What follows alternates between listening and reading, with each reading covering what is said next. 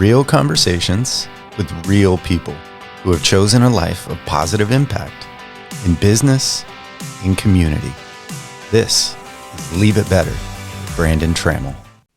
Welcome to the Leave It Better podcast. This is a lifetime in the making. My main goal is to share stories that inspire me in hopes of inspiring you, the listener. Now, today I'm here by myself, and in future episodes, I will have with me guests who are inspiring to me in the way that they show up in business, the values that drive their profit seeking, and all of the trials and tribulations along the road to a more conscious, mindful, sustainable way to do business from an orientation of positive impact. So a little behind who I am, why I'm doing it, and where did Leave It Better even come from? When I was about 16 or so, mid-teens, I was with my grandfather, and I've often been asked what was the situation that preempted it. I still can't recall, but I found myself in a conversation with my grandfather where I was going through something in my life, and he said to me, Brandon, no matter what group you're a part of, what company you work for, what community you live in, any place that you travel or visit, always strive to leave it better than you found it. At the time, 16, I didn't have a whole lot of insight into what that actually meant. I was not at a phase of my life where I was ready to receive the full magnitude of that wisdom, but it came up again in my life more recently. And I realized that where I found myself in life, in business, in my professional pursuits, I had been swimming against the current a bit, that I was trying to force my way into certain aspects of professional success, financial success, even relationship success, however we might define that. And this conversation with my grandfather came back into my mind, and it has been an ongoing theme in my life and in my professional pursuits. And what it has really served for is to be sort of a North Star, a guiding force,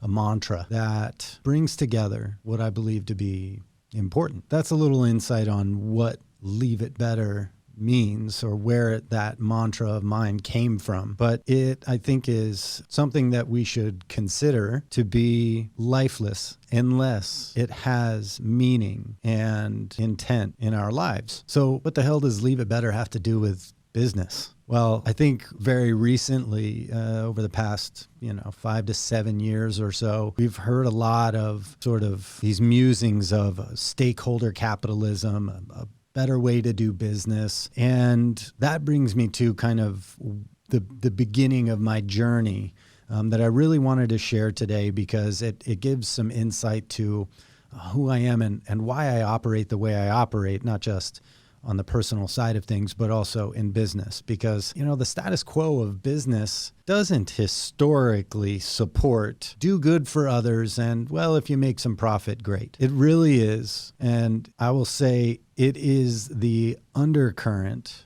or the undertone of all business dealings over the past 50 plus years. And that is the purpose of business is to generate as much profit as absolutely possible. That is business's only function. That's what we've been told. I disagree with that wholeheartedly. And in future episodes, you're going to get a chance to see people and hear from people that agree, that understand that there is more to business than just profit. Profit is obviously a necessary component of a successful business. You can have all the purpose you want, humanitarian goals, if you will, but without profit, you don't get to continue doing business. So it is a necessary component. I won't refute that or fight that in any way. With that said, the sort of main theme that we've been coached to embody in business is extract as much profit as you can for as long as you can, and that's success. For me, that never really sat well. I mean, I have a family. I need to make a living so that I can help support that family, so that I can provide opportunity for experience and the finer things in life. I'm not a luxury guy per se, but, a comfortable and very well provided for life is what I seek to give to my kids. What has never sat right with me is that I should seek that profit without regard for how that impacts the environment, how that impacts other people, how that impacts my community. That never sat well with me. The exploitative and extractory nature of big business specifically, but more generally, how we show up in business. That never did it for me. The what can you do for me approach to business is, well, frankly, it's on hospice and it deserves to be put out to pasture. We'll honor it for what it is. Thank you for getting us here, and we'll take it from here. Profit and revenue, above all else, discounts the fact that there are human beings involved in every stage of business. So for me, if that profit is being generated at the expense of others or at the expense of the environment without contribution back to those systems or people, then we find ourselves in a situation that, well, like right now, where the environment is at great risk, which puts us all at great risk because we rely on this environment to sustain us, to produce our food, to keep us healthy and safe. And now we find ourselves at a place where that's in danger. So to bring it back to my career and my professional endeavors, about 7 years ago, I just found myself in a place where personally I was just very discontent. I was sick and tired of the status quo of business and networking events and how many business cards can I collect and how many can I pass out and how many people can I put on my newsletter and just hoping that was going to be the way that I would, find success in business.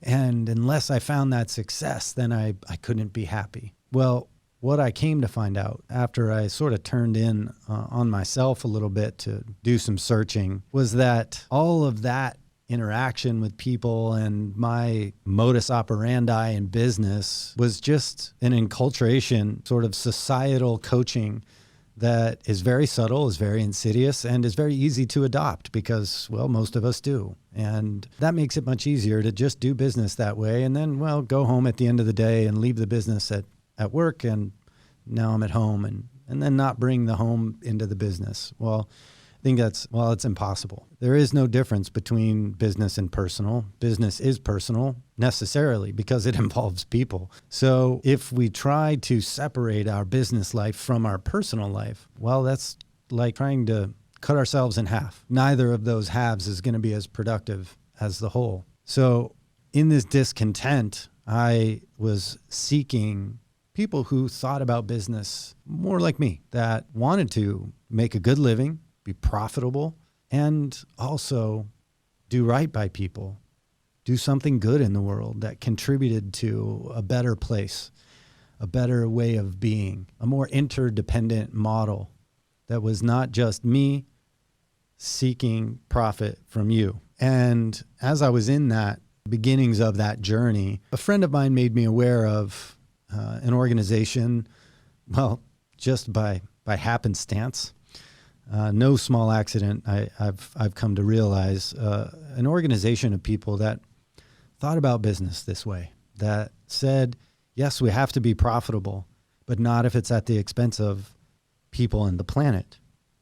So if I'm going to redefine business success for myself and maybe for you, it is that there are three bottom lines: people, profit, and planet, because all three of those things are inextricably linked.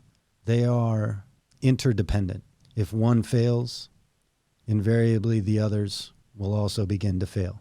As I sought a better way to be profitable in my career and in my life, I came to an organization that held values that aligned with my values, the way I saw business.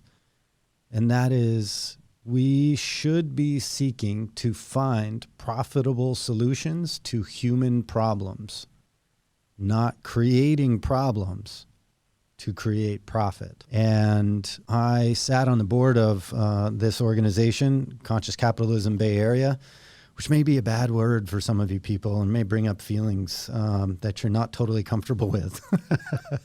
Frankly, it felt a little cultish to me at the beginning, and my wife would, I'm sure, echo that sentiment. And what I came to find as I met the rest of the board members and was a part of the events and the workshops that we did, what I came to realize is this is just a collective of people that are just very interested in doing meaningful work, having positive impact in the world, and generating lots of profit while they do it.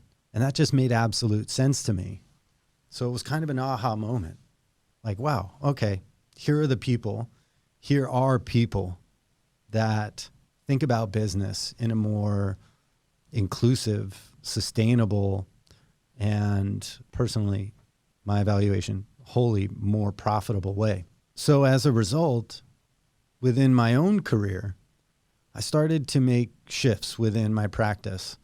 Now, I've been vague and ambiguous in in business and my professional dealings. I am in an industry that is notoriously extractive, self-serving, and profit motivated, and may provide solutions to human problems, but is generally more concerned with its profits than with those solutions. I am in the finance industry, and I have the name of my business is Purpose Financial and Insurance Services, and that was born in 2018 after a bit of the journey that I just shared with you of being sick and tired of being sick and tired. Working within the confines of big box finance gave me a great deal of education.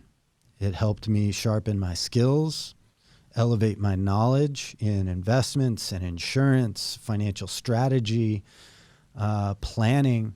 And for that, I'm eternally grateful. And nonetheless, as I worked through that part of my career with a big box finance company, what I really realized is, if I'm going to do meaningful work in a way that people are asking me for, some of these things need to be changed in the way that I work. And when I tried to implement those solutions within my practice, I was told, well, no, you can't do that. That's a conflict of interest. My first question was, a conflict of whose interest? And you may be asking yourself the same question. Well, I didn't get an answer to that question, so the answer was self-evident. But that was a catalyst for a shift to begin doing the work that needed to be done, to have the conversations with my clients around their personal economy, their personal finances, their investments, their insurances, their goals, to be able to hold those conversations with them in a way that was meaningful for them. Frankly, did not have a product at the end of the conversation. It may or may not. And if it did, great. If it didn't, great. Progress is the key. So what I found was that people were calling for something that my industry was not giving them. And I felt that tension. I felt that tension between where people were, where they wanted to be. And I realized that the gap between those two is a support and a set of service that wasn't really being offered in big box finance. What we need to know as we do things is that it's meaningful. Because if it's not, we know that. We may not know that at a cerebral level, at a conscious thought level, but we can feel it. And we just can't put our finger on it. We don't know what it is, but something's not right. Sometimes that's with our money. Sometimes that's with our relationships. Sometimes that's with the way that we're showing up in business or for our community. But generally speaking, we all want to be a part of contributing to something greater than ourselves, whether we can verbalize that or not. I know that was the case for me. I couldn't verbalize that. But when I held my board seat and I started surrounding myself with people that sought to have a positive impact on the community, on their loved ones, on their customers, I started to pick up some language around how to express, even to myself, what was missing or what wasn't working. And I think that's where a lot of people find themselves today, post-pandemic, lockdowns, disconnected socially so often. What I was missing was the ability, the vocabulary to express how I was feeling. And I found that once I was given that language, I was given that vocabulary, and I started putting words to the feelings that I was having, how relieved I felt, how comfortable I felt. You may be listening to this episode, origin story, and going, oh God, that's how I feel. And maybe not. You can stop listening if you don't. But if you do, my overarching goal in having these conversations that you're going to hear and see in subsequent episodes is to help equip people with the vocabulary that they need to describe what they're feeling, the discontent or the lack of inspiration or the lack of fulfillment in what they're doing, and show through real conversations with real people in business and in life that have chosen a life of impact and contribution, and how that journey has been messy and scary and fucking inspiring, so that you can see these are real people. These aren't, the Chenard family. This isn't just the Warren Buffetts. This isn't just, big business people who have lots of resources and a whole bunch of money. And, well, if the business doesn't fail or if the business doesn't succeed, well, then I'm still rich. These are real people. And my hope for you, the listener, and frankly for me, is to show examples of how real, everyday, normal people have found a path to a more contributory, inspiring, and fulfillment-oriented way to do business. And by the way, it's way more profitable. I would love for you to come along on this journey, to watch each episode with an open, curious mind around how you can learn to find a better way for you that leads to more fulfillment, more contentment, and more profit. Until next time, do good, give back, be better. If you like what you've heard, make sure to subscribe wherever you listen to podcasts. For even more inspiration, head over to our YouTube channel, Leave It Better with Brandon Trammell, and subscribe to watch videos from podcast episodes, gain insights around getting right with your money, finding joy in everyday life, and achieving contentment in a crazy world. And remember, wherever you go, whoever you're with, whatever you do, always aim to leave it better than you found it.